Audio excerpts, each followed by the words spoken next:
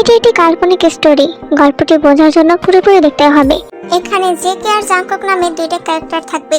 JK থাকবে villain character আর Jungkook থাকবে হিরোর ক্যারেক্টারে। এবার গল্প শুরু করা যাক। বাক্রত হয়ে বিছানার এক কোণে জড়সড় অবস্থায় বসে আছে তে। নিজেকে চাদর আবৃত করে অস্থির সে। কাল রাতটা তের জীবনের সবচেয়ে জঘন্যতম একটি রাত ছিল। সারা শরীর জুড়ে তার ক্ষত বিক্ষত আঘাতের ছাপ স্পষ্ট। নিজের ভাগ্যকে তার বিশ্বাস করতে দ্বিধা কাজ করছে। 18 বছরে পা দিতে না দিতেই মা মামির জোড়াজড়িতে সে একজন দুশ্চরিত্রবান লোককে বিয়ে করতে বাধ্য হয়। তার সব জেনে শুনে এমন একটা লোকের হাতে তুলে দেয়। কার রাতে ছিল তাদের বিয়ের বাসরাত। প্রত্যেকটা মেয়ের জীবনে এই দিনটাকে ঘিরে কত শত স্বপ্ন বোনা থাকে, তারও ছিল। কিন্তু কার রাতে লোকটার করা অমানবিক অত্যাচারে প্রথমবারই উঠে গেছে লোকটার থেকে। সে তো মানিয়ে নিতে চেয়েছিল, কিন্তু লোকটা তাকে সেই সুযোগটুকু দেয়নি। ছোট থেকে পেয়েছিল তীক্ষ্ণ আত্মমর্যাদা সম্পন্ন একজন মেয়ে। সে সর্বদা নিজের লড়াই নিজেই করেছে। জীবনের প্রত্যেকটা পরিস্থিতিতে শক্ত থেকেছে। বাবা মার মৃত্যুর পর মামা মামি ছিল তের একমাত্র অভিভাবক, কিন্তু তারা কখনোই তেকে নিজের মেয়ের চোখে দেখেনি। তার সাথে প্রতিনিয়ত খারাপ আচরণ করেছে, এমনকি টাকার লোভে দুশ্চরিত্রবান একটা লোকের হাতে তুলে দিয়েছে তাকে। তে চেয়েছিল যুদ্ধ করে হলো পড়ালেখাটা শেষ করতে, নিজের একটা ক্যারিয়ার তৈরি করতে, বাবা মার স্বপ্ন পূরণ করতে। কিন্তু শেষ লক্ষ্যটা তার আর কই হলো, ভাগ্য লিখনে আর হয়ে উঠল কই। হয়তো এমনটাই ছিল তার কপালে। তের পাশে বেয়ে ঘুরে শুয়ে থাকা স্বামী নামক পশুটা নেশা করে এসে সারা রাত জুড়ে তের হাত পা বেঁধে তার উপর অমানবিক অত্যাচার চালিয়েছে। সেই করুণ মুহূর্তের কথা মনে পড়তেই তার গা কাটা দিয়ে উঠছে। স্বামী হলো লোকটার প্রতিটা স্পষ্ট তার মনে ঘৃণা ব্যতীত আর কিছু তৈরি করতে পারেনি। নিজের ভাগ্যকে দোষারোপ করতে করতে হঠাৎ তার চুলে তীব্র টান অনুভব করল। অসহনীয় ব্যথায় পাশে ফিরে তাকাতেই দেখলো তার স্বামী নিজেকে ঘুম থেকে উঠতে না উঠেই তার চুল হাতের মুঠোয় খামচে ধরে চোখ গরম করে তাকিয়ে আছে তার দিকে। যন্ত্রণায় তের চোখ অশ্রুতে ছলছল করে উঠল। অচেনা অজানা পরিবেশে প্রথমবারই এমন আচরণে তার বুক কেঁপে উঠল। নিজেকে সে আরো ভালো মতো মুড়িয়ে নিল চাদরের আস্তরণে। ওইদিকে জেগে তেকে এক নিমিষে শাসিয়ে বলে উঠল, কটা বাজে খেয়াল রেখেছিস? আমাকে ঘুম থেকে তুলে দিসনি কেন? অফিসে কে যাবে? তোর মরা বাপ? মৃত বাবাকে তুলে কথা বলাতে তের মস্তিষ্ক সজাগ হলো। সে ঝাঁঝিয়ে উঠে তে খুব প্রতিবাদী গলায় বলল, খবরদার, আমার সাথে যা ইচ্ছে তাই করেছেন, কিন্তু কিছু বলেনি। কিন্তু যদি আমার মৃত বাবা মাকে তুলে একটা কথা কিছু বলেছেন, তো আমি আপনাকে ছেড়ে কথা বলবো না। তের প্রতিভা যেন জেগে সহ্য হলো না। রাগে তার শরীর মরিচের মতো তুলে উঠল। সে তেকে জোরে লাথি মেরে বিছানা থেকে নিচে ফেলে দিল। ব্যথায় জর্জরিত শরীর নিয়ে আর উঠে দাঁড়াতে পারছিল না। শুধু তার চোখ দিয়ে টপ টপ করে গড়িয়ে পড়া পানি দিয়ে ফ্লোরে ভিজতে থাকলো।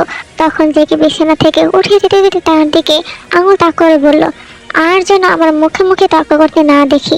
জমিদারের ঝি, মুখের চোপা তো ঠিকই চলে, কিন্তু কাজের বেলা ঠন ঠন। এখনো তো কিছুই রান্না করিসনি। আমার জন্য দুপুরে লাঞ্চ বানিয়ে অফিসে নিয়ে আসবি। এখন পরে না থেকে জলদি উঠ হারামজাদি। কথাগুলো উগড়ে দিয়ে জেগে কাপড় বের করে নিয়ে ওয়াশরুমে ঢুকে গেল। তে আর কিচ্ছু বলল না। খাটের এক কোণ ধরে দুর্বল শৈলে উঠে দাঁড়ালো। কিছুক্ষণ পর জেগে ওয়াশরুম থেকে বেরিয়ে আসতেই সে ফ্লোর থেকে জামা কাপড় তুলে কোনো রকম করে ওয়াশরুমে চলে গেল। তে শব্দ করে ভেতরে গিয়ে কেঁদে উঠল। পানির আওয়াজের সাথে সেই ব্যথাতুর কান্নার শব্দ মিলিয়ে গেল। কয়েক মিনিটের মধ্যে তে গোসল সেরে বেরিয়ে এসে দেখলো জেগে রুমে কোথাও নেই। সে মাথায় ওড়না দিয়ে বেরিয়ে গেল রান্নাঘরের উদ্দেশ্যে। রুম থেকে বেরোতে না বেরোতেই তার শাশুড়ি তাকে বলে উঠল, কে জমিদারের ঝি, সকাল বাজে 8টা আর তোর ঘুম ভাঙলো এখন? আমার ছেলেটা তোর জন্য না খেয়ে বেরিয়ে গেল। এখন যা, ওর জন্য রান্না করে নিয়ে যাবি তুই। আমার ছেলেকে আমি কখনো না খাইয়ে রাখি না। আর হ্যাঁ, তার আগে আমাদের সবার জন্য নাস্তা তৈরি কর। সবাইকে জিজ্ঞাসা করে দেখ কে কী খাবে, সেটাই বানিয়ে দে। এই শুধু মাথা তুলিয়ে সম্মতি জানালো। যৌথ পরিবার হওয়াতে এক একজনের পছন্দের আলাদা আলাদা পদ তৈরি করতে গিয়ে তার দুর্বল শরীর হাঁপিয়ে পড়লো। সবাইকে খাবার খাইয়ে সে নিজে খাওয়ার সময়টুকু পেল না। সে ঘরের দিকে তাকিয়ে দেখলো আর কিছুক্ষণ পরে লাঞ্চ টাইম। তে দ্রুত বোরকাটা পরে নিল। এখন তার জেকের অফিসে যেতে হবে। অফিসে গিয়ে জেকের রুমটা সে জানতে পারলো এবং সেখানে গিয়ে সে পুরো অবাক হয়ে যায়। তার চোখ দুটো কপালে। ভিতরে জেগে একটা মেয়ের সঙ্গে আপত্তিকর অবস্থায় রয়েছে। মেয়েটা সম্ভবত অফিসের কেউ হবে। তার গায়ে ফর্মাল পোশাক। তে একটু অবাক হলো না। সে ভালো মতো জানে জেকের মতো এমন দুশ্চরিত্রবান পুরুষদের দ্বারা এটাই সম্ভব। এদিকে তীরকে দেখে জেকে বিরক্ত হয়ে তেরে এসে জড়ো থাপ্পড় কষিয়ে দিল তের গালে। তোর এত বড় সাহস কি করে হলো আমার পিছু আসার? আপনি খাবার নিয়ে আসতে বলেছিলেন। তে অশ্রুসুদ্ধ চোখে গালে হাত রেখে বলে উঠল, খাবার নিয়ে অফিসে আসতে বলেছি, পিছু আসতে বলিনি। আর এসব কি পড়েছিস? তে চোখ মুখ শক্ত করে বলল, যা পড়া উচিত ছিল তাই পড়েছি। তের বাঁকা উত্তরে জেকে এক টানে তের মুখের নিকাবটা খুলে ফেললো। তার আগে যখন সে তের হিজাবে হাত রাখতে যাবে তখন পাশের মেয়েটা জেকের হাত ধরে তাকে থামিয়ে বলল, হয়েছে জেকে, থামো, বাদ দাও। কিছুক্ষণের মধ্যেই মিটিং শুরু হবে। স্যার এসে পড়ার আগে আমাদের সেখানে উপস্থিত থাকতে হবে। চলো, এখন আর কথা বাড়িও না। কথাটা বলে সেই মেয়েটা জেকে হাত ধরে টেনে নিয়ে তাকে সেখান থেকে নিয়ে গেল। অপরদিকে তে পাথরের মতো শক্ত হয়ে দাঁড়িয়ে রইল। তখন পেছন থেকে একজন মেয়ে এসে তার কাঁধে হাতে রাখলো। তে চমকে উঠল। ঘুরে দেখলো মিষ্টি দেখতে একটা সুন্দর মেয়ে একটা হাসি দিয়ে তার দিকেই তাকিয়ে আছে। মেয়েটাকে তে চেনে, তার নাম হচ্ছে জেমিন। মেয়েটা তাদের মামা বাড়ির পাশে বিল্ডিংয়ে থাকতো। কাজের ফাঁকে সময় পেলেই তে বারান্দা দিয়ে জেমিনের সাথে কথা বলতো। তে মাঝে মাঝে জেমিনকে তার মনের কথাও শেয়ার করতো। মেয়েটা থেকে বড় বোনের মতো পরামর্শ দিত। নিজের অফিসে থেকে দেখে জেমি তখন আশ্চর্য হয়ে জিজ্ঞাসা করলো, তে তুমি এখানে? তে নিজেকে স্বাভাবিক করে বলল, আমার হাজব্যান্ড এই অফিসে কাজ করে আপু। তুমি কি একই অফিসে কাজ করো? অতঃপর তাদের দুজনের মধ্যে কিছুক্ষণ কথোপকথন হলো। তাদের কথার মাঝেই হঠাৎ কালো ফর্মাল গেটআপের একটা লোক পকেটে হাত গুজে আভিজাত্যের ভঙ্গিতে করিডোর দিয়ে হেঁটে যাচ্ছিল। সবাই তাকে দেখা মাত্রই নিজ অবস্থান থেকে উঠে সম্মান জানালো। লোকটা বেশ লম্বা চড়া বলিষ্ঠ আর পরিপাটি। জেমিনের সাথে লোকটার চোখাচোখি হওয়া মাত্র জেমিন তাকে সালাম দিয়ে জানালো, গুড নুন স্যার। লোকটা সালামের উত্তর নিয়ে সংক্ষিপ্ত প্রত্যুত্তর করলো। তখন জেমিনের পাশে তেকে খেয়াল করা মাত্র সে থমকে গেল। জেমিনের কথাতে বুঝলো উনি অফিসের বস। তখন অনুভব করলো লোকটা ঠিক তের দিকে তীব্র প্রখর দৃষ্টি নিয়ে তাকিয়ে আছে। তে সঙ্গে সঙ্গে মাথা নিচু করে ফেললো, কিন্তু লোকটা তাকে অবাক করে দিয়ে বলল, তে তুমি? লোকটার এমন প্রশ্নতে হতভম্ব হয়ে গেল। লোকটা তার নাম কি করে জানলো? এর আগে তো কখনো সে লোকটাকে দেখেছে বলে মনে পড়ছে না, কিন্তু লোকটাকে দেখার পর থেকে মনে হচ্ছে যেন কত আগের চেনা জানা। একটা অদ্ভুত টান কাজ করলো তের মনে, যা তার কাছে অপরিচিত, যা বর্ণনা করার ভাষা তার নেই। তে সেটাকে নিজের মনের ভুল ভেবে অগ্রাহ্য করলো। জেমিন লোকটাকে প্রশ্ন করলো, স্যার আপনি ঠিক চেনেন? জেমিনের কথা লোকটা থতমত খেয়ে কথা ঘুরে বলল, না, তোমরা দুজন কথা বলছিলে তাই নাম শুনে জিজ্ঞাসা করলাম। ওনাকে তো আগে অফিসে কখনো দেখেছি বলে মনে হয় না। ও আমাদের অফিসের নতুন কর্মকর্তা, জেকের স্ত্রী। কথাটা শোনা মাত্র লোকটার মাথায় বজ্রপাত হলো। সে অবিশ্বাস নিয়ে বলল, হোয়াট ননসেন্স! স্ত্রী মানে? হ্যাঁ স্যার, কালই তাদের বিয়ে হয়েছে। এমন অপ্রত্যাশিত উত্তর পেয়ে লোকটার মুখের রং বদলে গেল। সে বিনা বাক্যে অফিস থেকে বেরিয়ে গেল। এতে জেমিনাতে অবাক হয়ে গেল। তে তখন জেমিনকে জিজ্ঞাসা করলো, উনি এমন অদ্ভুত আচরণ কেন করলেন? আপনাদের বস কি সবসময় এমন অদ্ভুত আচরণ করেন? আমাদের স্যার একজন জেন্টলম্যান। আজ পর্যন্ত অফিসের কোনো কর্মকর্তার সাথে তিনি দুর্ব্যবহার করেছেন এটা কেউ বলতে পারবে না। রাগ দেখিয়ে কথা বলা তো দূরে থাক, তার পরিবার অস্ট্রেলিয়ায় সেটেল। একা উনি বাংলাদেশ থেকে ব্যবসা সামলায়। শুনেছিলাম মনের মধ্যে কাউকে খুঁজে না পাওয়ার কারণে এখনো তিনি বিয়ে করেননি। আমার কি মনে হলো জানো? তার হাবভাব দেখে আমার মনে হলো স্যার তোমার উপরেই ইন্টারেস্ট হয়েছিলেন। তুই ভুরুকুচকে বলে উঠল, অবিশ্বাস্য! এমন কিছুই না। আমাকে দেখে উনি কেন ইন্টারেস্ট হবেন, যেখানে ওনার পিছনে এত সুন্দর সুন্দরী মেয়েদের লাইন পড়ে আছে। এরই মাঝে জেগে সেখানে উপস্থিত হলো এবং বলে উঠল, কি ব্যাপার? আমার স্ত্রীর সাথে কি এত কথা বলছো জেমিন? যাই হোক, স্যার আজকে মিটিং ক্যান্সেল করে দিয়েছে। জেমিন আশ্চর্য হয়ে বলল, কি? কিন্তু কেন? স্যারকে তো দেখলাম অফিসে। আমি বুঝলাম না হঠাৎ মিটিং ক্যান্সেল কেন করলো। তে তখনও সেখান থেকে প্রস্থান করেনি। তাদের কথোপকথন শুনে তে এবার গভীর ভাবনায় পড়ে গেল। তার কাছে কিছু একটা খটকা লাগলো। মনে হলো যেন বিষয়টাতে কোনোভাবে সে জড়িত। সন্ধ্যা বাসায় ফিরে জেকে তেকে রুমে আটকে মনের সকল ক্ষোভ মিটিয়ে ইচ্ছে মতো মারধর করলো। তে কত চিৎকার করলো নিজেকে বাঁচানোর জন্য, কিন্তু কেউ তাকে বাঁচাতে এগিয়ে এলো না। এই শুধু আজাহারি করে বলতে লাগলো, ছেড়ে দিন, এমন কেন করছেন? আমার অপরাধটা কি? চুপ হারামজাদি!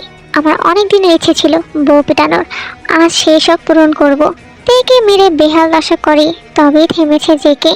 তে নাজেহাল অবস্থায় মেঝেতে পড়ে থাকে। ক্ষতগুলো থেকে তার অঝরে রক্ত ঝরতে থাকে। সেদিন রাতে তের গায়ে তীব্র জ্বর উঠল। জ্বর নিয়ে সে পড়ে রইল। কেউ এলো না তার খোঁজ নিতে। এভাবে চলতে চলতে প্রায় কেটে গেল একটা মাস। একদিন জেকে বাসায় ফিরে জানালো তাদের অফিস থেকে একটা রিসোর্টে পিকনিকের আয়োজন করা হয়েছে। সবার স্ত্রী সন্তানদের সেখানে থাকতে বলা হয়েছে। জেকে এক প্রকার হুকুম করে বলল, তেকে কাল তার সাথে যেতে হবে। তে না যেতে চাইলো, মুখে কিছু বলতে পারলো না। পরদিন সকাল সকাল জেকের সাথে চলে গেল সেও। রিসোর্টের ভিতরটা ভীষণ সুন্দর। আর পরিবেশ বান্ধব, কিন্তু অসংখ্য মানুষদের দেখে তে ঘাবড়ে গেল। তখন এত এত মানুষের ভিড়ে তার চোখ গিয়ে ঠেকলো একজোড়া চাতক দৃষ্টির উপর, যেন সেই নিবদ্ধ দৃষ্টি কারো অপেক্ষারত। তাই মনে করে দেখলো এটা সেদিনের পরিচয় হওয়া তার সামনের অফিসের বস। কিন্তু সে দেখে দেখে এভাবে কেন তাকিয়ে আছে? সেদিনও কেমন অদ্ভুত আচরণ করলো তাকে দেখে। তবে লোকটার দৃষ্টি তের চোখে খারাপ ঠেকলো না। মনে হলো যেন লোকটার দৃষ্টিতে লুকিয়ে আছে অনেক না বলা কথা আর অভিমান। লোকটা তখন উঠে তার দিকে এগিয়ে এলো। এটা দেখে তের হৃৎপিণ্ডের গতি বেড়ে গেল। তের সামনে ছিল জেকে। সে বসকে দেখে আন্তরিক হেসে সালাম জানালো। লোকটা সালামের উত্তর নিল। লোকটা তখন তার পুরুষালী গম্ভীর কণ্ঠে বলে উঠল, মিস্টার জেকে, ম্যানেজারের সাথে গিয়ে ওই দিকটা সামলান, আপনাদের জন্য কিছু গেমের আয়োজন করা হয়েছে। জেকে বসের নির্দেশনা পেতেই সেদিকে ছুটলো। তের দিকে তার কোনো খেয়ালই রইল না। এদিকে তে লোকটার সামনে হাঁসফাঁস করছে। কিছুক্ষণ এভাবে তাদের মধ্যে নীরবতা বইল। তখন নীরবতা ভেঙে লোকটা হাত এগিয়ে দিয়ে বলল, আমি জীবন জাঙ্কুক। এতদিনে তে লোকটার নাম জানলো, তাও লোকটার নিজ মুখ থেকে।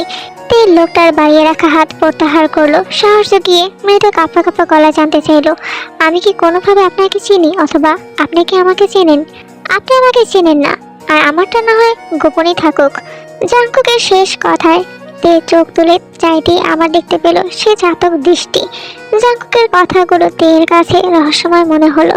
সে বলে উঠল, গোপন বলতে আমার জীবনে কিছু নেই, তাই কোনো গোপনীয়তা রাখতে চাইছি না।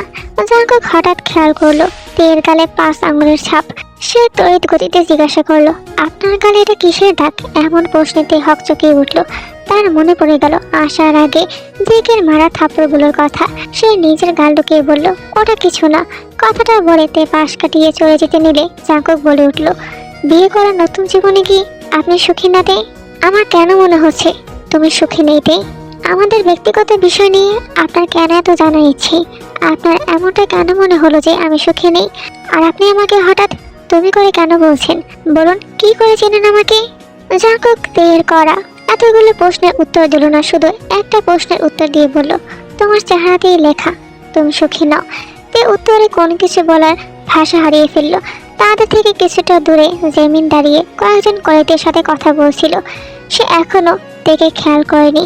তে জেমিনকে দেখা মাত্র সেদিকে পা বাড়ালো, কারণ সে বুঝতে পেরেছে সে জাঙ্কুকের মুখ থেকে কথাটা বের করতে পারবে না। তাই সে বিরক্ত হয়ে চলে যেতে নিলেই তেকে অবাক করে দিয়ে জাঙ্কুক পেছন থেকে অপ্রত্যাশিত কিছু বলে উঠল, একটা কথা কি জানো? তোমার বিয়ের খবর জানার পর থেকে আমি না অনেক চেষ্টা করেছি তোমাকে ভোলার, কিন্তু পাইনি। তবে চিন্তার কোনো কারণ নেই, আমি তোমার বিবাহিত জীবনে কোনো ঝামেলা তৈরি করব না। আমি চাই তুমি সুখে থাকো, ভালো থাকো।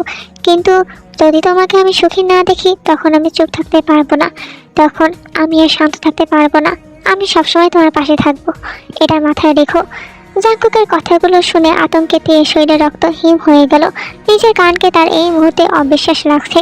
তে দ্রুত পায়ে সেখান থেকে প্রস্থান করলো। পুরোটা সময় ধরে সে জেমিনের সাথে থেকে জাঙ্কুককে এড়িয়ে চলল। সেদিনের পর বেশ কয়েকদিন অতিবাহিত হয়ে গেল। তের সাথে জাঙ্কুকের আর দেখা হয়নি। একদিন রাতে জেকে বাসায় ফিরে তেকে বলল তৈরি হয়ে নিতে। তেকে সে কিছুই বলল না যে কোথায় নিয়ে যাচ্ছে। তেও এসবে অভ্যস্ত, তাই কোনো প্রশ্ন ছাড়া চুপচাপ তৈরি হয়ে নিল। কারণ সে জানে জেকে অবাধ্য হলে তাকে আবারও তার অত্যাচার সহ্য করতে হবে। তে তৈরি হয়ে নিতেই জেকে তাকে নিয়ে গেল তাদের এলাকার একটা ফ্ল্যাটে। ফ্ল্যাটের দরজার সামনে দাঁড়িয়ে বেল বাজাতেই একজন লোক দরজা খুলে দিল। জেকে তেকে নিয়ে ভিতরে ঢুকলো। তে জেকের সাথে ভিতরে ঢুকে খেয়াল করলো নেশাগ্রস্ত দেখতে 5 জন লোক তাদের কাঠ সাজিয়ে বসে আছে। তেকে দেখা মাত্র তারা তাদের নোংরা দৃষ্টি দিয়ে তেকে আপাত মস্তক গিলে খেতে লাগলো। তে তখন পিছিয়ে গিয়ে জেকেকে মৃদু স্বরে বলল, এটা কোথায় নিয়ে এসেছেন আমাকে? ঠিক তখনই ওই 5 জনের মধ্যে থেকে একটা লোক বলে উঠলো, কিরে আজকে বউকে বাজিতে লাগাবি? তুই হারলে তোর বউ আজ রাতের জন্য আমাদের। কথাটা শোনা মাত্র তের অন্তরাত্মা কেঁপে উঠলো। তার ধারণার বাইরে ছিল যে এমন একটা কাজ করবে তার সাথে। বিষয়টা তের কাছে কাছের মতো স্বচ্ছ হতে সে চেঁচিয়ে বলে উঠলো, খবরদার, একদম মেরে ফেলবো। আমাকে নিয়ে সব বাজে খেলা খেললে আর চুপ থাকবো না। তের কোনো কথায় পাত্তা না দিয়ে জেকে তাদের সাথে খেলায় মেতে উঠলো এবং বাজে ধরলো সে জিতলে 5 লক্ষ টাকা তাদের দিতে হবে, আর সে হারলে তার বউকে এক রাতের জন্য এই লোকগুলোকে দিয়ে দেবে। জেকের কাছে মূলত টাকাই সব।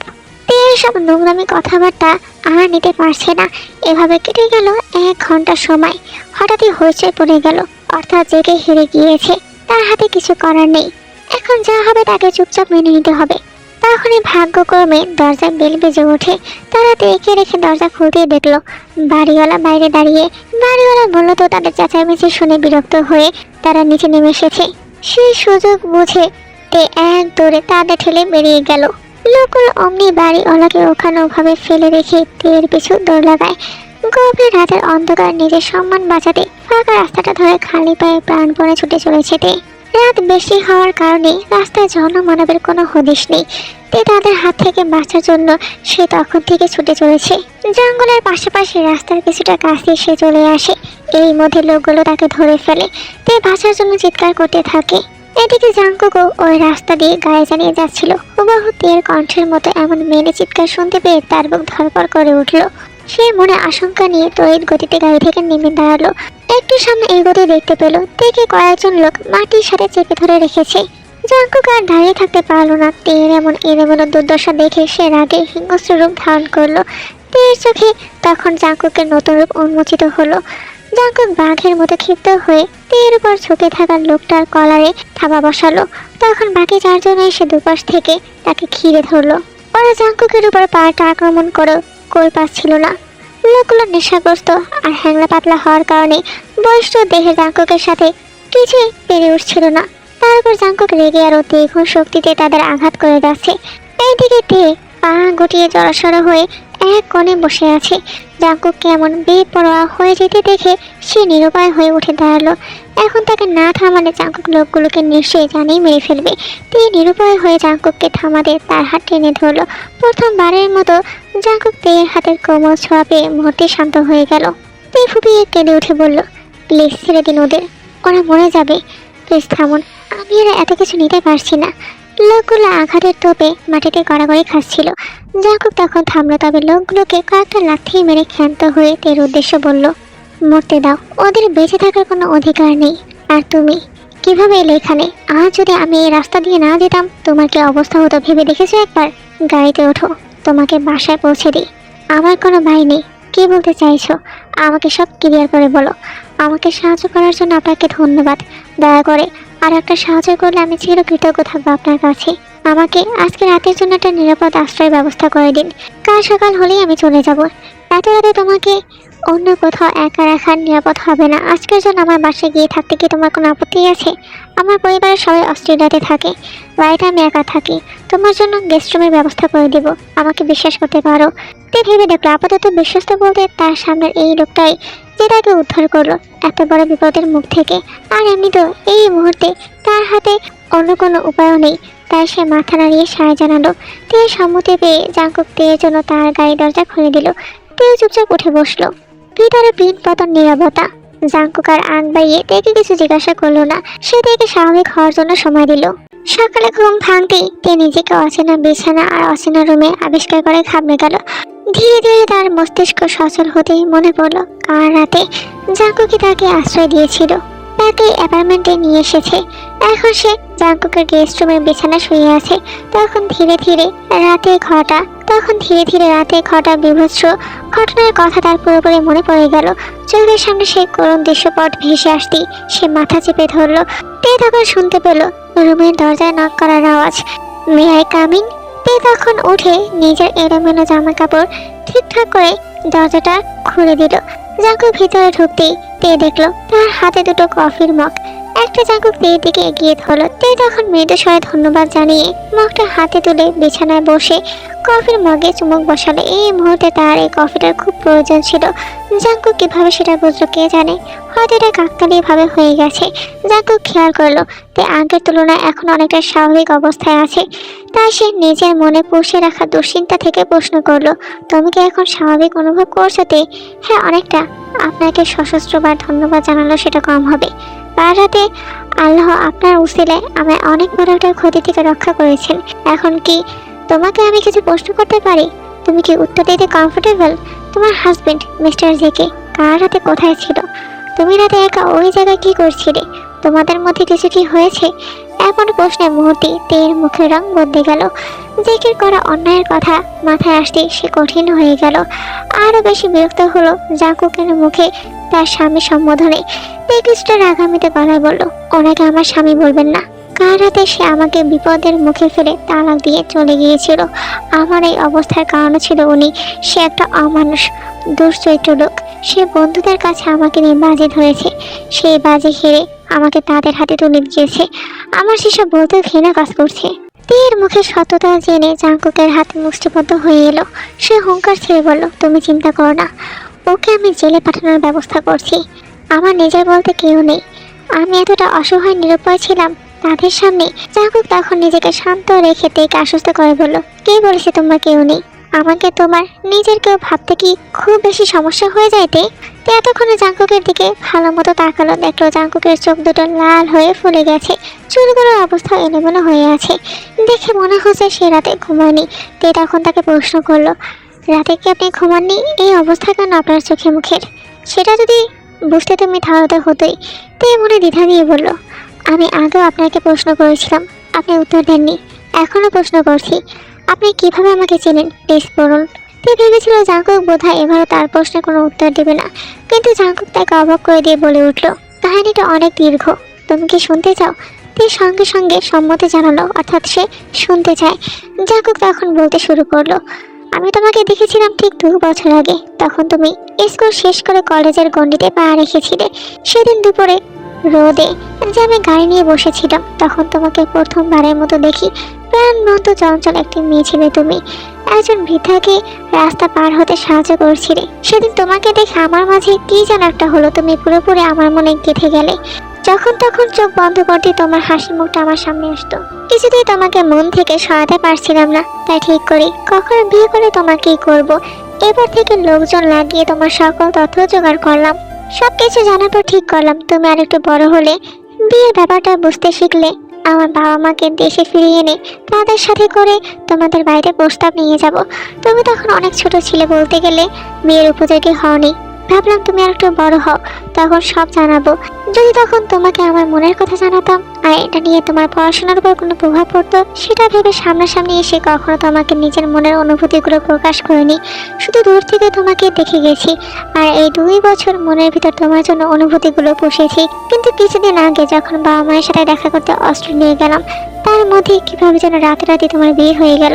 দেশে ফিরে তোমাকে নিজের অফিসে পেলাম, তখন তুমি নিজেকে বিবাহিত পরিচয় দিলে। বিশ্বাস করো, সেদিন আমি পুরোপুরি ভেঙে পড়েছিলাম। তোমাকে পাওয়ার আগে হারানোর যন্ত্রণা আমাকে করে করে খাচ্ছিল। একটা রাতও আমি শান্তিতে ঘুমাতে পারিনি। আমার সবটা জুড়ে ছিলে শুধু তুমি। আমি দেশে থাকলে কখনো এই বিয়ে হতে দিতাম না, কিন্তু তখন ভাগ্য আমার খারাপ ছিল বলে তা পারিনি। কিন্তু কে জানতো তোমাকে ফিরে পাওয়ার সুযোগ আমি আরেকটাবার পাবো। তে সব মন দিয়ে শুনলো, অতঃপর প্রশ্ন করলো, যখন জানলেন আমার হাজবেন্ড আপনার অফিসের কর্মকর্তা, তখন কেন কিছু করলেন না? আপনার কাছে তো ক্ষমতা ছিল। তখন তোমার বিয়েটা তো হয়ে গিয়েছিল, তাই নিজের সুখের আগে তোমার সুখটা বিবেচনা করেছি। আমি ভেবেছিলাম তুমি জেকের সাথে সুখে আছো, তাই চাইনি তোমার সুখের সংসার নষ্ট হোক। আমি যদি জানতাম তুমি ওর কাছে সুখী নও, তখন আর 1 সেকেন্ডও দেরি করতাম না। ছোঁয়া মেরে তোমাকে তুলে নিয়ে আসতাম সেখান থেকে।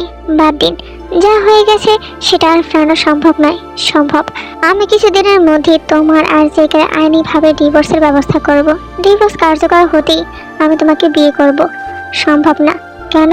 আমি আপনার যোগ্য নেই। আর সবচেয়ে বড় কথা, আমি পূর্বে একজনের স্ত্রী ছিলাম, সে আমাকে স্পর্শ করেছে। আপনি আমার থেকে অনেক গুণ ভালো মেয়ে ডিজার্ভ করেন। আমি আপনাকে বিয়ে করে ঠকাতে চাই না। জাঙ্কুক জেদ নিয়ে বলল, তুমি 10 বছর মা হলো, তোমাকে বিয়ে করতে আমার কোনো আপত্তি ছিল না। আমি শুধু তোমাকে ভালোবেসেছি। আমার চোখে তুমি সবচেয়ে সুন্দর নারী। আর যদি যোগ্যতার বিষয় আসে, তবে আমি তোমার স্টাডি কন্টিনিউ করাবো, ভালো ভার্সিটিতে অ্যাডমিশন নিয়ে দেব, তোমার সব কিছুর দায়িত্ব নেব। আমি চাই তুমি একজন বড় পুলিশ অফিসার হও, কারণ কাল তোমার সাথে যে অন্যায় হয়েছে, সেই অন্যায় ভবিষ্যতে তুমি অন্য মেয়েদের সাথে হতে দিবে না। এটা আমার স্বপ্ন। বলো, পূরণ করবে তো? জাঙ্কুকের কথায় আবেগে আপ্লুত হয়ে তীর চোখ পানিতে ভরে এলো।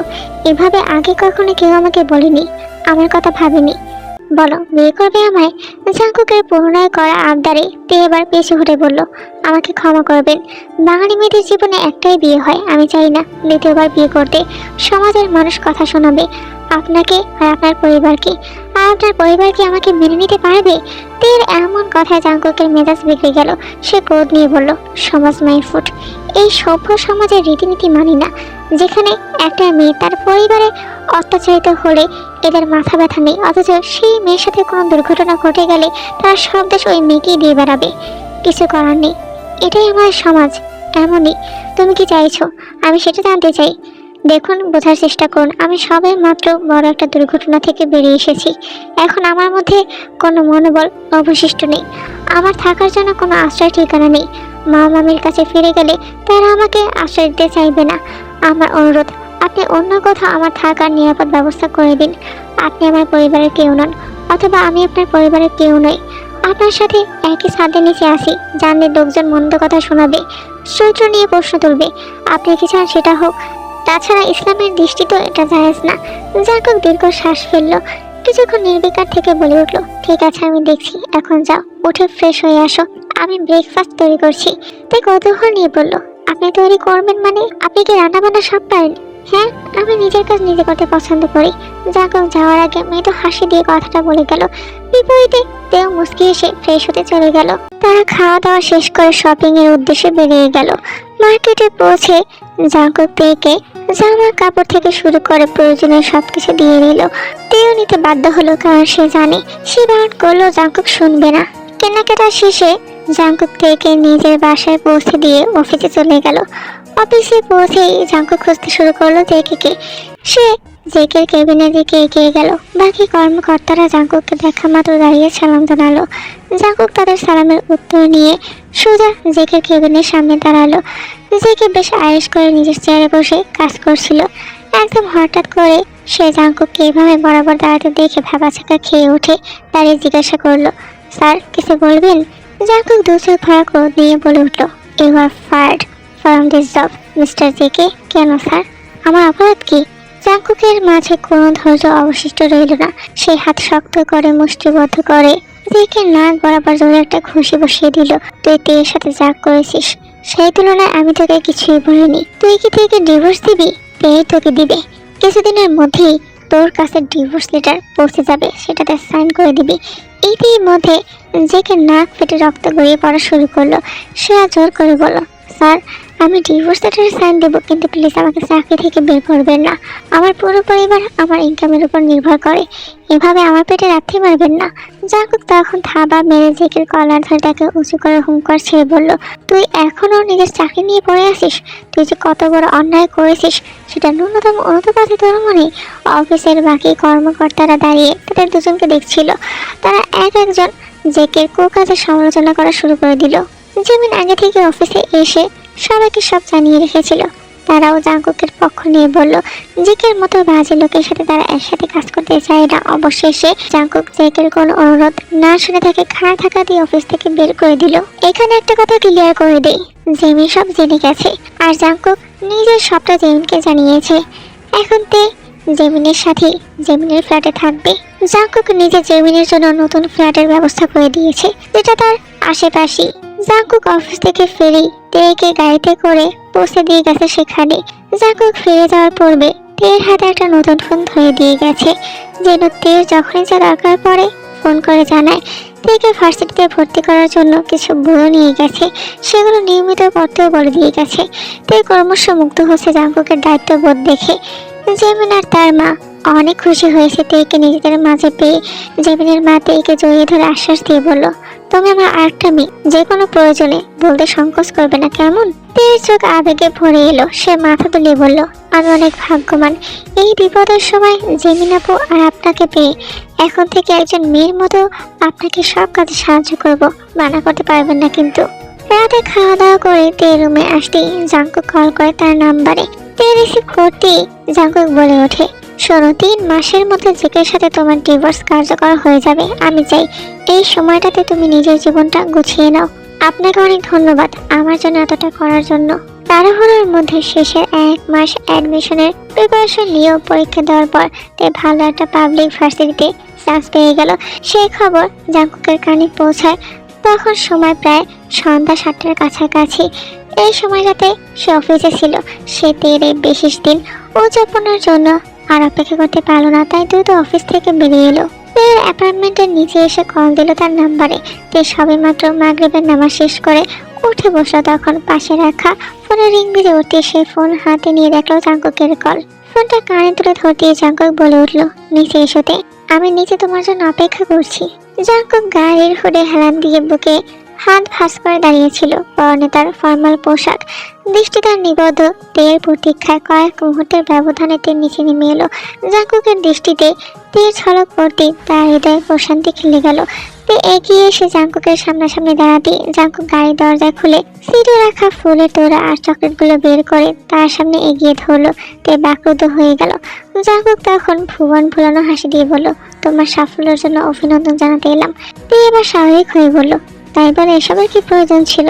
আমার পাবলিক ভার্সিটিতে চান্স পাওয়ার পিছনে আপনার অবদান ছিল এবং সাথে তোমার পরিশ্রম ছিল। তুমি চেষ্টা করেছো বলে তুমি পেয়েছো। আমি চাই তোমার সকল স্বপ্ন এভাবে পূরণ হোক। জাঙ্কুকের বলা প্রত্যেকটা বাক্যে প্রতিশ্রুতি লুকানো ছিল। তেকে এর আগে এতটা আশ্বাস দিয়ে কেউ বলেনি। তে যেন জাঙ্কুকের প্রত্যেকটা কথার মনোবল খুঁজে পেল। তার চোখ দুটোতে অশ্রু জমে এলো।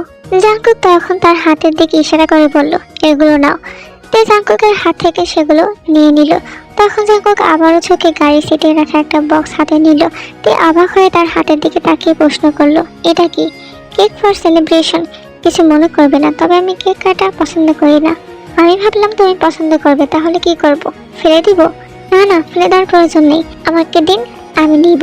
রাতে খাওয়া দাওয়া আর নামাজ শেষ করে বিছানায় এসে বসতেই তে দেখলো জেমিন তাকে দেখে কেমন যেন মিটিমিটি হাসছে। তে তাকে প্রশ্ন করলো, কি ব্যাপার আপু, হাসছো যে? এসে কি হয়েছে? আমি ভাবছি স্যার আর তোমার কথা। মানে?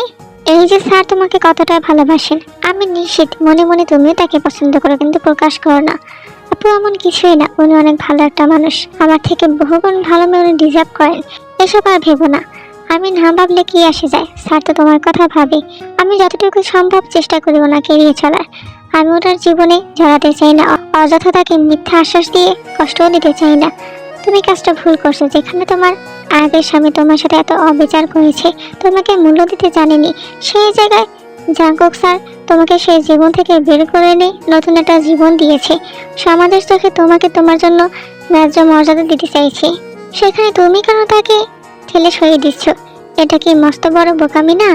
জাঙ্কুক স্যারকে পেলে তুমি ভাগ্যবতী হবে। তাছাড়া কজন্মের কপালে এমন মানুষ জুটে বলো? বড় বোন হিসেবে তোমাকে এটা উপদেশ হিসেবে বলছি, বাকিটা তুমি চিন্তা করে দেখো। তে অন্য পাশ ফিরে শুয়ে ভাবতে লাগলো। সারা রাত সে দু চোখের পাতা এক করতে পারলো না। জাঙ্কুকের ভাবনা তার মাথায় খোঁপা খেতে লাগলো। ভাবনার মাঝে কখন রাত কেটে গেল সে হদিশা রইল না। সকালেতে আনমনা হয়ে আয়নার সামনে বসে তৈরি হচ্ছে। জেমিন তখন এসে তার কাঁধে হাত রাখতেই সে ভাবনা থেকে বেরিয়ে জেমিনের দিকে তাকাতে জেমিন বলল, কি ভাবছো? কখন থেকে আওয়াজ দিচ্ছি স্যার গাড়ি নিয়ে নিচে অপেক্ষা করছি, রেডি হও। আচ্ছা, কি এত ভাবছিলে? নিশ্চয়ই আমার স্যারকে নিয়ে মনে মনে। তাহলে কি লাড্ডু ফুটলো নাকি? না না আপু, তুমি যেমনটা ভাবছো তেমন কিছু না। জেমিনের মাকে বিদায় জানিয়ে নিচে নেমে দেখলো জাঙ্কুক নিচে গাড়ি নিয়ে অপেক্ষা করছে। ড্রাইভিং সিটে বসে আছে তার ম্যানেজার সাইনো, আর সে গাড়ির বাইরে ঠেস লাগিয়ে দাঁড়িয়ে। আশ্চর্যজনকভাবে নেভি ব্লু রঙের গ্রাউন্ড পরেছে, সাথে হালকা রঙের হিজাব, যা জাঙ্কুকের পরা স্যুটের রঙের সাথে একদম মিলে গেছে।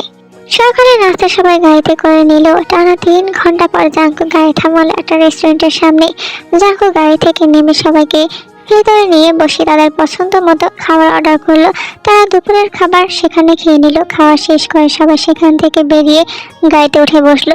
তবে তেটা এখন কিছুটা খারাপ লাগতে শুরু করলো।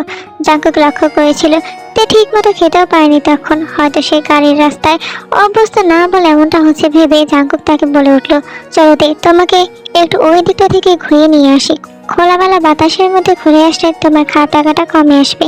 তে নাকচ করলো, কিন্তু জেমিন তাদের একান্তে কিছু মুহূর্ত কাটানোর সুযোগ করে দিয়ে বলল, জি স্যার, আপনারা যান তাহলে।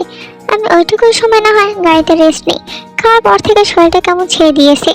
মিস্টার সায়নো বোধহয় ক্লান্ত এতক্ষণ ড্রাইভ করে, তাই না মিস্টার? সায়নো সম্মতি জানালো জেমিনের সাথে।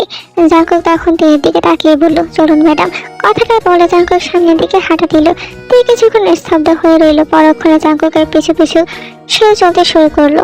তারা হেঁটে কিছুটা দূরে চলে আসতেই বয়ে চলা হালকা মিষ্টি বাতাসে তের এবার একটু ভালো অনুভূতি হতে শুরু করলো। জাঙ্কুক যখন বুঝতে পারলো তে তার পিছু পিছু হাসছে, তখন সে তার পায়ের গতি থামিয়ে দাঁড়িয়ে পড়লো। তে তাকে দাঁড়াতে দেখে প্রশ্ন করে বলল, কি হয়েছে, থামলেন যে? তুমি কেন আমার পিছু হাসছো? আপনিই তো বললেন আপনার সাথে আসতে। আমি সেটা বোঝাইনি, আমি বোঝাতে চেয়েছি তুমি কেন আমার পিছু থাকবে? তোমাকে আমি আমার পাশাপাশি রাখতে চাই। পাশাপাশি হাঁটলে কি খুব বেশ অপরাধ হয়ে যাইতে? জাঙ্কুকের এমন আবদারে তে হৃদয় অনুভূতির জোয়ারে ভেসে যেতে চাইলো, কিন্তু তে তার আবেগকে সায় না দিয়ে বলল, আমি আপনার পাশাপাশি চলার যোগ্যতা রাখি না। জাঙ্কুক এমন কথা বিপরীতে অসন্তুষ্ট হয়ে বলল, আমার চোখে কখনো নিজেকে দেখলে বুঝবে আমার জন্য যোগ্য কোনো নারী থাকলে সেটা শুধুমাত্র তুমি।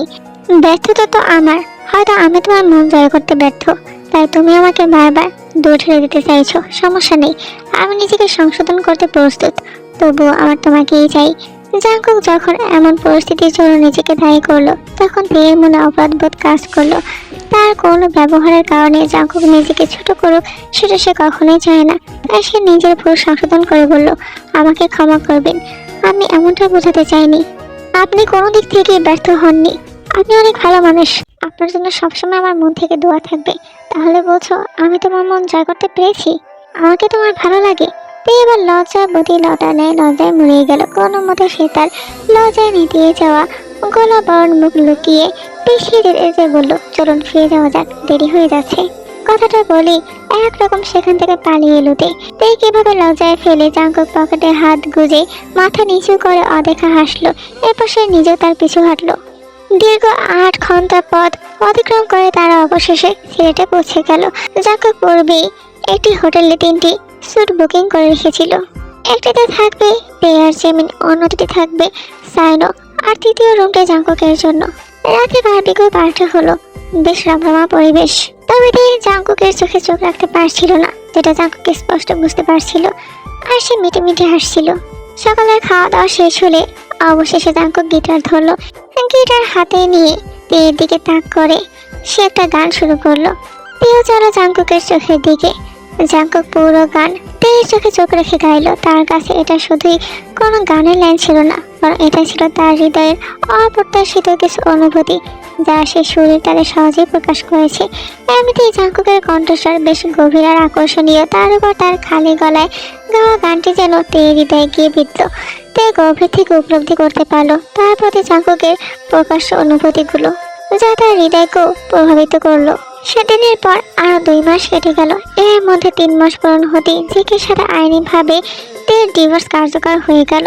কিন্তু এর মাঝে জাঙ্কুকের সাথে তার একটিবারও দেখা হলো না। তে ভাবলো জাঙ্কুক হয়তো তার কথা ভুলে গেছে, তাই সে নিজেও পড়ায় মন দিল।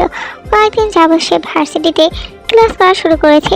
সারাদিন সে বইয়ের পাতায় মুখ খুঁজে বসে থাকে, নিজেকে ব্যস্ত রাখে। তবুও কেন যেন জাঙ্কুকের ভাবনা তার মাথায় ঘোরপাক খায়। একদিন বৃহস্পতিবার রাতে হুট করে জাঙ্কুক কল করে জেমিনের মাকে জানায় তার বাবা মা বোন দেশে ফিরেছে কাল দুপুরে, তাদেরকে নিয়ে সে এসেছে। জেমিনের মা সেটা শুনে তোড়জোড় করে রান্না বান্নার আয়োজন শুরু করে দেয়। তে বুঝলো না হঠাৎ কেন জাঙ্কুক তার পরিবার নিয়ে এখানে আসছে। পরদিন কথা মতো দুপুরে জাঙ্কুক তার পরিবারকে নিয়ে হাজির হলো। তে তার রুমেই ছিল। জাঙ্কুকের মা জেমিনের মায়ের সাথে আন্তরিকতা বিনিময় করে দেখতে চাইলেন। জেমিনের মা জেমিনকে বলল তেকে তৈরি করে আনতে, সেও তাই করলো। এইদিকে তেকে দেখা মাত্র জাঙ্কুকের মা নিজে উঠে তাকে নিজের সঙ্গে এনে বসালেন। তে ভদ্রতার সুলভ সবাইকে সালাম জানালো, কিন্তু জাঙ্কুকের দিকে তাকালো না। বিপরীতে জাঙ্কুক তো শুরু থেকে তার দিকে পলকহীনভাবে তাকিয়ে। জাঙ্কুকের পরিবারের সকলে আধুনিক ধাঁচের। মনে মনে সে খাবড়ে ছিল জাঙ্কুকের মা না জানি তাকে কিভাবে দেখবেন, কিন্তু তাকে ভুল প্রমাণ করে তিনি তের চিবুকে হাত রেখে বলে উঠল, বাহ কি মিষ্টি দেখতে, বলতে হবে আমার ছেলের পছন্দ আছে। তে চোখ তুলে তাকাতে তিনি পুনরায় বললেন, আমি এখানে এসেছি আমার পাগল ছেলেটার জন্য তোমার হাত চাইতে। ও অনেক আগে থেকে তোমাকে পছন্দ করে, তখন আমারও ইচ্ছে ছিল তোমাকে দেখার, আর সেটা পূরণ হলো। বলো তুমি কি আমার ছেলেকে বিয়ে করবে? তে মাথা নিচু করে মনে সংকোচ নিয়ে মৃদু গলায় বলল, ক্ষমা করবেন এভাবে বলার জন্য, আমি ওনার অনুভূতিকে অসম্মান করছি না, কিন্তু উনি কি আপনাদের আমার অতীত সম্পর্কে বলেননি? আমি তো একটা ডিভোর্সি মেয়ে, উনি একজন এস্টাবলিশ ছেলে। একজন মা হিসেবে নিশ্চয়ই আপনি চাইবেন না আপনার ছেলে এমন একটা মেয়েকে বিয়ে করুক। তের এমন কথায় জিন তখন হেসে তের মাথায় হাত মিলিয়ে বলে উঠল, তুমি অনেক সৌভাগ্য মেয়ে। জাঙ্কুকের কাছে তোমার অনেক প্রশংসা শুনেছি, আজ চোখেও দেখছি যা হয়েছে তাতে তোমার কোনো দোষ নেই। তুমি তখন পরিস্থিতির শিকার ছিলে। আর সমাজে ডিভোর্সি মেয়েদের কি আমার বিয়ে হয় না? আমি সেকালের মন মানসিকতা নিয়ে চলি না। আমার ছেলের ইচ্ছেকে আমি প্রাধান্য দিয়ে এসেছি সবসময়। তাই ও যদি তোমাকে পছন্দ করে আমাদের এতে আপত্তি কিসের? আর যদি বিয়ের পর আমার ছেলে কখনো তোমার ইচ্ছার বিরুদ্ধে কিছু করেছে তখন আমাকে বলবে, আমি ওকে দেখে নিব। আমরা তোমাকে সব স্বাধীনতায় দেব, যা একটা মেয়ের ন্যায্য অধিকার। তুমি আমার আর একটা মেয়ের মতো। তির্যক তখন জাঙ্কুকের পাশে বসে থাকা মেয়েটার দিকে গেল। মেয়েটা তার সমবয়সী হবে। মেয়েটার চেহারা জাঙ্কুকের সঙ্গে মিল রয়েছে। মেয়েটা তখন উঠে এসে তার অন্য পাশে বসে বলল, আমি তাহলে হবু ভাবির সাথে পরিচয় হয়নি আম্মু? আমি লিজা, তোমার একমাত্র হবু ননদ। আমাকে তোমার ননদ হিসেবে পছন্দ হয়েছে তো? তে তখন ফিকে এসে মাথা নাড়ল। জাঙ্কুক তখন তের সম্মতি বুঝে উঠে তার অশান্ত হৃদয় শান্ত হলো। দিন কাটতে লাগলো আর বিয়ের দিন এগোতে লাগলো। কিন্তু তের মনে একটা কিন্তু রয়েই গেল, সবকিছু ভালোই ভালো হবে তো? তের যেন বিশ্বাস হতে চাইছে না তার জীবনে যে এত সুখকর পরিবর্তন আসতে চলেছে। আস্তে হলুদ সন্ধ্যা থেকে হলুদ শাড়িতে মরিয়ে হলুদ দিয়ে দেওয়া হচ্ছে। জাঙ্কুকের বাড়ি থেকে হলুদের ডালা সাজিয়ে পাঠানো হয়েছে।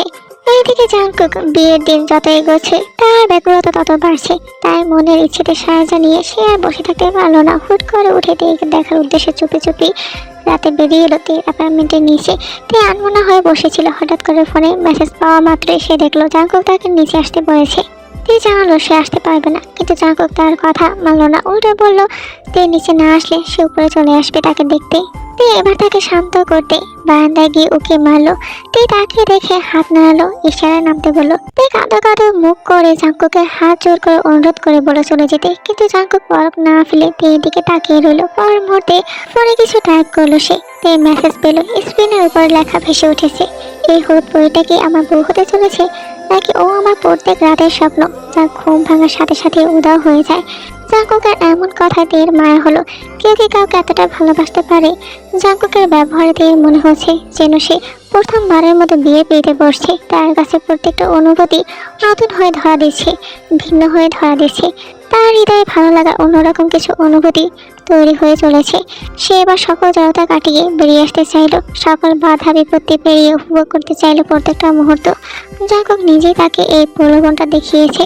ফাইনালি তে আর জাঙ্কুকের বিয়েটা সম্পূর্ণ হলো। সকল আনুষ্ঠানিকতা শেষ করে সন্ধ্যার পর তেকে জাঙ্কুকের বাড়িতে তুলে আনা হলো। লিজা তেকে সুন্দর করে বসিয়ে দিয়ে গেছে জাঙ্কুকের কক্ষে। বড় রুমটা ফুল দিয়ে সাজানো, ফুলের সুবাসে রুমটা রমরমা করছে। বিয়ের আগে এই বাড়িতে এসেছে, কিন্তু জাঙ্কুকের রুমে তার আসা হয়নি। তখন হঠাৎ দরজা খোলার আওয়াজে তে নড়ে চড়ে উঠলো। মনে একটা প্রশ্ন উঠে এলো, আজকে তাহলে তাদের বাসরাত? প্রশ্নটা মাথায় এসে টোকা দিতেই চলে গেল সেই অতীতে নিষ্ঠুরতম মুহূর্তটায়। তখন জাঙ্কুক এসে পাশে বসে তের গালে আলতো হাত ছোঁয়াতে জাঙ্কুকের স্পর্শ পেয়ে তে আতকে সিটকে সরে গেল।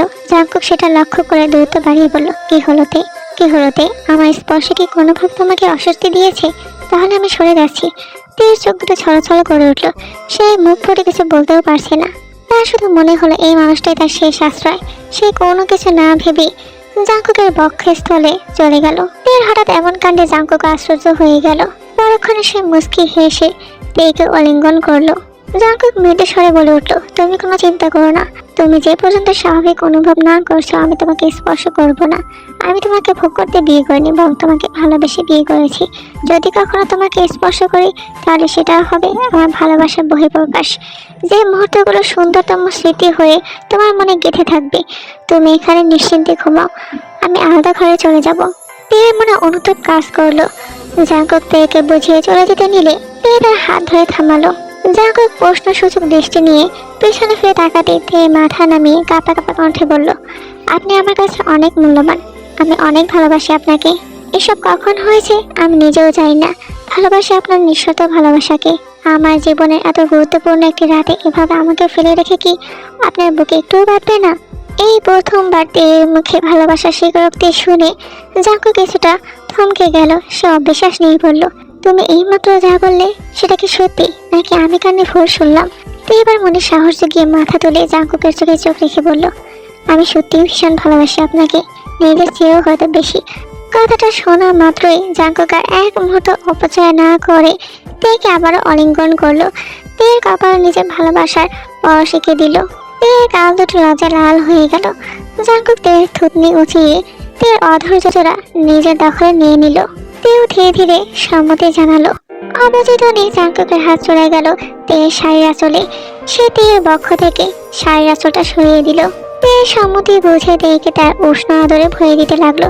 তখন তেয়ের শরীরে কিছুটা অংশ উন্মুক্ত হতেই জাঙ্কুক দেখলো তার শরীরে অস্ত্র দাগ। অনুতাপে জাঙ্কুকের চোখ বেয়ে আপনা আপনি অস্ত্র গড়িয়ে দুফোঁটা তেয়ের শরীরে পড়লো। তে সেটা অনুভব করতে ধর করিয়ে নিজেকে আবৃত করলো। অস্ত্র বিজড়িত কণ্ঠে বলল, আমি এর জন্য বলেছিলাম আমাকে বিয়ে করবেন না। আপনি যতবারই আমার কাছে আসবেন এই চিহ্নগুলো প্রমাণ করবে আমি পূর্বে অন্য কারোর দ্বারা ব্যবহৃত। আপনি বরং আমাকে বাকি কথা শেষ করতে পারো না। তার আগে জাঙ্কুক তার অধৈর্যরা আবারও দখল করে নিল। কিছুক্ষণ পর জাঙ্কুক তার কপালে কপাল ঠেকিয়ে বলল, খবরদার এমন বাজে কথা আর মুখেও আনবে না। আমার মৃত্যুর আগ পর্যন্ত তুমি আমার সাথেই থাকবে। তেয়ের চোখ দিয়ে দুফোঁটা জল গড়িয়ে পড়ল। আমি চাই তোমার প্রত্যেকটা কষ্টকে নিজের ভালোবাসা দিয়ে ভুলিয়ে দিতে। ঠিক তেমনই আমার ভালোবাসার স্পর্শে আমি তোমার ক্ষতগুলো একেবারের জন্য সরিয়ে ফেলবো। আমাকে বিশ্বাস করো তো তুমি? তের সঙ্গে সঙ্গে উপর নিচ মাথা দোলালো। জাঙ্কুক তখন সম্মতি পেতেই তেকে তার গভীর ভালোবাসা অলিঙ্গনে জড়িয়ে নিল। তে সারা দেশ জুড়ে নিজের ভালোবাসার পরশিতে নিতে লাগলো। যত সময় অতিবাহিত হতে লাগলো তত তের কাছে আজকের একটা কল্পনার মতোই সুন্দর হতে লাগলো। জাঙ্কুকের পাগল করা স্পর্শে তেও উন্মাদ হতে লাগলো। তাদের বিয়ের 1 মাস পর জাঙ্কুক তেকে নিয়ে অস্ট্রেলিয়া চলে গেল। সেখানে তারা সেটেল হলো। এই জীবনটা সুন্দর করে রাঙিয়ে দিল জাঙ্কুক। আর এই গল্পের সমাপ্তি এখানেই। বেশি বেশি করে লাইক, কমেন্ট, শেয়ার এবং সাবস্ক্রাইব করতে একদমই ভুলবে না। আর তোমাদের একটা কথা বলে দিচ্ছি, আমার ভিডিও কেউ টিকটকে ছাড়বে না।